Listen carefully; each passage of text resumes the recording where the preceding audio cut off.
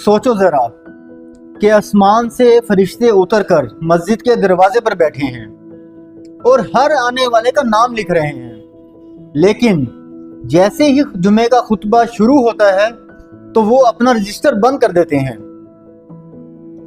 अल्लाह के नबी सल्लल्लाहु अलैहि वसल्लम ने फरमाया कि पहले आने वाले के लिए ऊंट के बराबर सवाब लिखा जाता है, उसके बाद में आने के वाले के लिए गाय के बराबर, फिर दुम्बे के बराबर और आखिर में मुर्गी के अंडे के बराबर। लेकिन जैसे ही इमाम जुम्मे का खुतबा शुरू करता है तो फरिश्ते अपना रजिस्टर बंद करके खुतबा सुनने के लिए बैठ जाते हैं। अल्लाह के नबी सल्लल्लाहु अलैहि वसल्लम ने फरमाया कि जो शख्स जुम्मे के खुतबे में बात करता है तो उसका जुमा ज़ाया हो गया।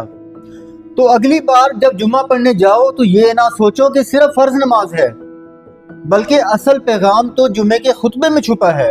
क्या हम वाकई उन लम्हों को ज़ाया करने के मुतहम्मिल हो सकते हैं कि जिन लम्हों में फरिश्ते आसमान से आकर वो खुतबा सुन रहे हैं।